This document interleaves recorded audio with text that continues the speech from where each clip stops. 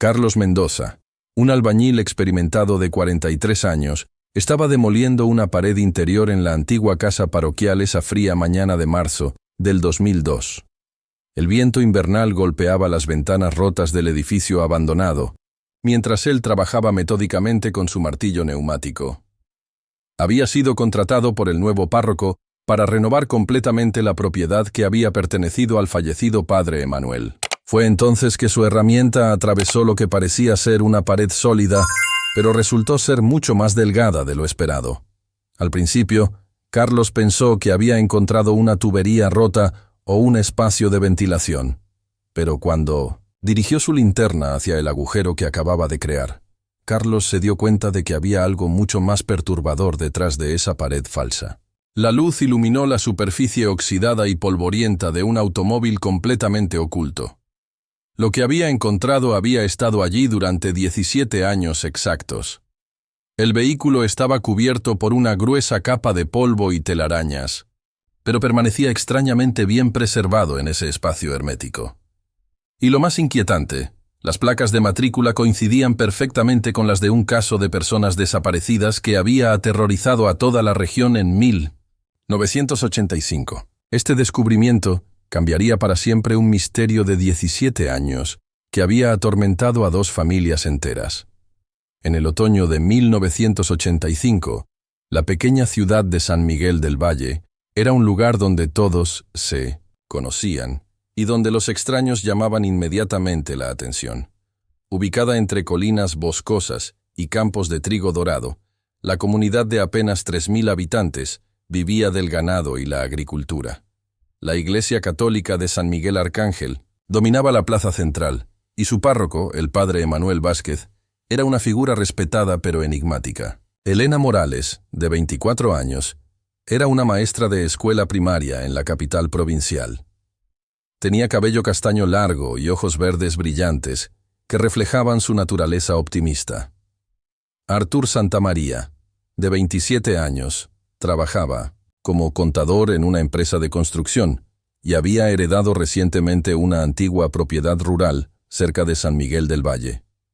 Era un hombre meticuloso y reservado, pero profundamente enamorado de Elena. La pareja había decidido casarse en la primavera siguiente y planeaba convertir la propiedad heredada en su hogar. El viernes 13 de septiembre de 1985, Elena y Artur partieron de la capital en el Chevrolet azul, claro de él, para inspeccionar la propiedad por primera vez. Elena había pedido permiso en la escuela para hacer el viaje de fin de semana. Artur había empacado documentos legales, herramientas básicas y una cámara fotográfica para documentar el estado de la casa. Ambos estaban emocionados por comenzar esta nueva etapa de sus vidas. La última vez que alguien los vio con vida fue el sábado por la tarde en la gasolinera de San Miguel del Valle. El propietario, don Ramiro García, recordaría más tarde que la pareja había preguntado por direcciones hacia la propiedad de los Santamaría y que habían comprado provisiones básicas. Elena llevaba un vestido floreado amarillo y Artur una camisa blanca y pantalones grises. Parecían felices y relajados, sin mostrar signos de preocupación o miedo. El domingo por la noche, cuando no regresaron a la capital como habían planeado, las familias de ambos comenzaron a preocuparse. El lunes por la mañana, los padres de Elena llamaron a la policía local de San Miguel del Valle. El martes, equipos de búsqueda peinaron la propiedad heredada y los alrededores sin encontrar rastro alguno del automóvil o de la pareja. La casa rural estaba intacta, sin señales de que hubieran llegado hasta allí. Durante los primeros meses después de la desaparición, la búsqueda se intensificó dramáticamente. Voluntarios de toda la provincia se unieron a las autoridades para rastrear cada sendero, cada barranco y cada edificio abandonado en un radio de 50 kilómetros alrededor de San Miguel del Valle. Los periódicos nacionales cubrieron el caso, publicando fotografías de Elena y Artur junto con la descripción detallada de su automóvil. El padre Emanuel se mostró especialmente colaborativo durante las investigaciones iniciales. Permitió que los equipos de búsqueda revisaran completamente los terrenos de la parroquia y ofreció que la iglesia sirviera como centro de coordinación para los voluntarios. Sus sermones dominicales incluían oraciones especiales por el regreso seguro de la pareja desaparecida. Nadie en la comunidad sospechaba que el hombre que dirigía esas oraciones conocía exactamente dónde estaban Elena y Artur. Lo que los investigadores no sabían era que el padre, Emanuel, había desarrollado durante años una obsesión profundamente perturbadora con los viajeros que pasaban por San Miguel del Valle. Su rutina nocturna incluía patrullar las carreteras rurales en busca de automóviles con placas de otras provincias. Cuando encontraba a estos visitantes, especialmente parejas jóvenes, se presentaba como un sacerdote preocupado por su seguridad y los invitaba a pasar la noche en las instalaciones de la parroquia. La tarde del sábado 13 de septiembre, el padre Emanuel había observado el Chevrolet azul de Artur en la gasolinera. Había seguido discretamente a la pareja hasta la propiedad heredada y había esperado pacientemente hasta que decidieron regresar al pueblo para buscar un lugar donde pasar la noche. Cuando los encontró en la carretera al anochecer, les explicó que no había hoteles en el área, pero que la casa parroquial tenía habitaciones para huéspedes. Elena y Artur, cansados después de un día explorando la propiedad en mal estado, aceptaron gratefully la hospitalidad del sacerdote. El padre Emanuel los condujo hasta la casa parroquial. Les ofreció una cena sencilla y les mostró una habitación limpia en el segundo piso. Les aseguró que por la mañana podrían continuar su viaje sin problema alguno.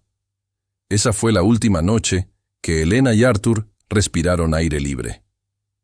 Durante los años siguientes, el padre Emanuel había perfeccionado un sistema elaborado para mantener cautivos a sus víctimas en habitaciones secretas construidas en el sótano de la casa parroquial. Había modificado cuidadosamente la estructura del edificio, creando espacios ocultos detrás de paredes falsas, donde podía mantener a las personas durante semanas o incluso meses. Su conocimiento de latín y su acceso a textos antiguos le habían proporcionado justificaciones retorcidas para sus actos, convenciéndose a sí mismo de que estaba purificando almas perdidas a través del sufrimiento. Los automóviles de las víctimas eran escondidos inmediatamente en el galpón trasero de la propiedad, detrás de muros de ladrillo que el propio padre Emanuel construía durante las madrugadas. Con el tiempo, había acumulado varios vehículos de diferentes épocas, todos pertenecientes a viajeros que habían tenido la desgracia de cruzarse en su camino. Los documentos de identidad y objetos personales eran quemados en el horno de la sacristía, eliminando cualquier evidencia de la existencia de estas personas. Monseñor Francisco Herrera, de 68 años, había sido nombrado como el nuevo párroco de San Miguel del Valle en enero del 2002, 3 meses después del fallecimiento del padre Emanuel por un ataque al corazón. Monseñor Herrera era un hombre meticuloso y observador que había dedicado 40 años de su vida al servicio religioso en diferentes parroquias rurales. Su reputación como administrador eficiente lo había llevado a ser elegido para reorganizar la parroquia, que había sido dirigida durante más de 30 años por el padre Emanuel. Desde el momento en que llegó a San Miguel del Valle, Monseñor Herrera había notado irregularidades en los registros parroquiales y en el estado físico de la casa parroquial. Muchas habitaciones permanecían cerradas con candados, había espacios en el edificio que no coincidían con los planos arquitectónicos originales, y existían gastos inexplicables en materiales de construcción durante los últimos años del mandato del padre Emanuel. La decisión de contratar a Carlos Mendoza para renovar completamente la casa parroquial había sido motivada por la necesidad de modernizar las instalaciones, pero también por el deseo personal de Monseñor Herrera de entender las modificaciones extrañas que su predecesor había realizado en el edificio. Había encontrado facturas de materiales de construcción por cantidades enormes, pero no podía localizar dónde habían sido utilizados estos materiales. Cuando Carlos Mendoza le informó sobre el descubrimiento del automóvil escondido, Monseñor Herrera sintió inmediatamente que se encontraba ante algo mucho más grave que simples irregularidades administrativas. Su primera reacción fue contactar inmediatamente a las autoridades locales, pero antes de hacerlo, decidió examinar personalmente lo que había sido descubierto detrás de esa pared falsa. El automóvil Chevrolet azul claro estaba en condiciones sorprendentemente buenas considerando los 17 años que había permanecido oculto. Las placas de matrícula estaban claramente visibles, y cuando Monseñor Herrera las anotó y las verificó con los registros policiales, descubrió que coincidían exactamente con el vehículo de Artur Santamaría y Elena Morales. Dentro del Noremos automóvil encontró una maleta con ropa de ambos, una cámara fotográfica con un rollo sin revelar y documentos legales relacionados con la herencia de la propiedad rural. Lo más perturbador para Monseñor Herrera fue darse cuenta de que el padre Emanuel no solo había estado al tanto de la desaparición de esta pareja, sino que había participado activamente en las búsquedas organizadas por la comunidad. Los registros parroquiales mostraban que el padre Emanuel había dirigido misas especiales, pidiendo por el regreso seguro de Elena y Artur, mientras mantenía su automóvil escondido a apenas unos metros de donde se realizaban esas oraciones. La llamada de Monseñor Herrera a la Policía Provincial esa tarde de marzo del 2002 desencadenó la reapertura inmediata del caso de Elena Morales y Artur Santamaría. El detective inspector Miguel Rosales, quien había trabajado en la investigación original 17 años atrás, se dirigió inmediatamente a San Miguel del Valle, acompañado por un equipo completo de investigadores forenses y especialistas en búsqueda de personas desaparecidas. El descubrimiento del automóvil fue solo el comienzo de una serie de hallazgos que revelarían la verdadera naturaleza de los crímenes del padre Emanuel. Cuando los investigadores comenzaron a examinar sistemáticamente toda la propiedad parroquial, utilizando detectores de metales y radares de penetración terrestre, encontraron evidencias de por lo menos 5 automóviles más enterrados en diferentes áreas del terreno. La exploración del sótano de la casa parroquial reveló un sistema elaborado de habitaciones secretas que habían sido construidas específicamente para mantener prisioneras a las víctimas. Las paredes de estas habitaciones estaban cubiertas de marcas de arañazos, mensajes desesperados grabados en la madera, y fechas que se extendían desde principios de los años 70 hasta mediados de los 80. Una de las habitaciones contenía cadenas oxidadas sujetas a las paredes, y otra tenía un sistema rudimentario de ventilación que había permitido que las víctimas permanecieran con vida durante períodos prolongados. El hallazgo más escalofriante ocurrió cuando los investigadores descubrieron el diario personal del padre Emanuel escondido dentro de un compartimento secreto en el confesionario de la iglesia. El diario, escrito en una mezcla de español y latín, documentaba meticulosamente cada uno de sus crímenes durante un período de casi 15 años. Las entradas describían el proceso de selección de víctimas, los métodos utilizados para atraerlas hasta la casa parroquial, y los rituales perturbadores que realizaba con ellas antes de que perdieran la vida. Según el diario, Elena y Artur habían permanecido cautivos en el sótano durante casi 3 meses después de su desaparición.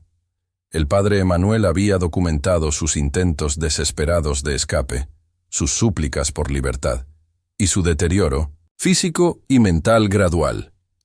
Las entradas describían cómo había utilizado su posición religiosa para justificar psicológicamente sus actos, convenciéndose a sí mismo de que estaba salvando almas a través del sufrimiento purificador. La investigación forense reveló que el padre Emanuel había sido responsable de la desaparición de por lo menos 12 personas durante los últimos 15 años de su vida. Sus víctimas incluían parejas jóvenes que viajaban por la región, comerciantes solitarios y, en algunos casos, feligreses locales que habían despertado su obsesión particular. Todos habían sido atraídos hasta la casa parroquial bajo diferentes pretextos relacionados con la hospitalidad religiosa o la ayuda espiritual. Los restos de las víctimas fueron encontrados enterrados en una fosa común en el área más alejada del terreno parroquial, detrás del cementerio oficial de la iglesia. El análisis forense confirmó las identidades de Elena, Artur y varias otras personas que habían sido reportadas como desaparecidas durante las décadas anteriores, pero cuyos casos nunca habían sido conectados entre sí debido a la naturaleza rural y dispersa de la región. El impacto de estas revelaciones en la comunidad de San Miguel del Valle fue absolutamente devastador. Durante más de 3 décadas, los habitantes habían venerado y respetado al padre Emanuel como un líder espiritual ejemplar. Descubrir que este hombre había estado cometiendo actos tan horrendos mientras dirigía sus servicios religiosos y proporcionaba consejo espiritual creó una crisis de fe que afectó profundamente a toda la población. Las familias de Elena Morales y Artur Santamaría finalmente pudieron dar sepultura apropiada a sus seres queridos después de 17 años de incertidumbre agonizante.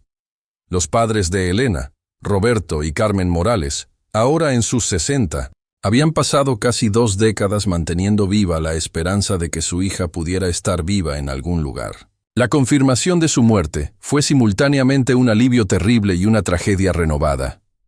Los padres de Artur, Eduardo y María Santamaría habían fallecido años antes sin saber jamás qué había ocurrido con su hijo. Su hermana menor, Patricia Santamaría, ahora de 38 años, se convirtió en la voz principal de la familia durante el proceso legal que siguió al descubrimiento. Patricia había dedicado años de su vida a mantener vivo el caso de su hermano, contactando regularmente a los investigadores y manteniendo una campaña mediática para que no fuera olvidado. La Iglesia Católica enfrentó un escándalo mayúsculo que requirió la intervención directa del obispado provincial. Monseñor Herrera fue elogiado por su transparencia y cooperación total con las autoridades civiles, pero la institución religiosa tuvo que implementar protocolos completamente nuevos para la supervisión de párrocos en áreas rurales aisladas. La casa parroquial de San Miguel del Valle fue demolida completamente y reemplazada por una estructura nueva en un terreno diferente.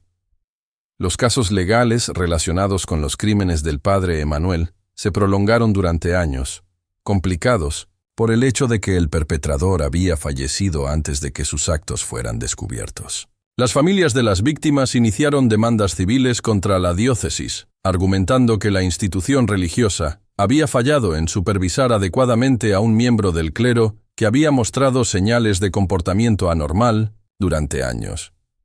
Varios habitantes de San Miguel del Valle admitieron posteriormente que habían notado aspectos extraños en el comportamiento del padre Emanuel, particularmente su interés excesivo en viajeros foráneos y su insistencia en ofrecer hospitalidad nocturna en la casa parroquial. Sin embargo, su posición religiosa y su reputación en la comunidad habían hecho que estas observaciones fueran descartadas como sospechas infundadas o malinterpretaciones inocentes.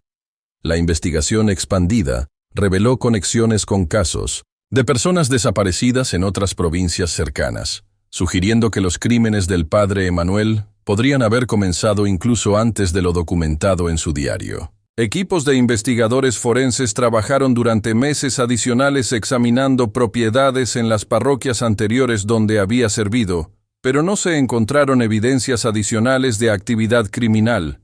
2 décadas después del descubrimiento, que cambió para siempre la historia de San Miguel del Valle, la comunidad ha logrado gradualmente reconstruir su identidad y su fe. La nueva iglesia, dirigida por una sucesión de párrocos cuidadosamente supervisados, ha trabajado incansablemente para restaurar la confianza de los feligreses y honrar apropiadamente la memoria de las víctimas del padre Emanuel.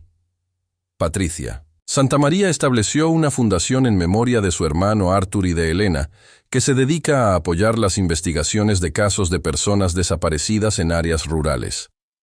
Su trabajo ha contribuido a resolver varios casos adicionales y ha promovido cambios en los protocolos policiales para el manejo de desapariciones en comunidades pequeñas. Los sobrevivientes indirectos de esta tragedia, las familias y amigos de las víctimas, han encontrado formas diferentes de procesar el trauma, de descubrir la verdad, después de tantos años de incertidumbre.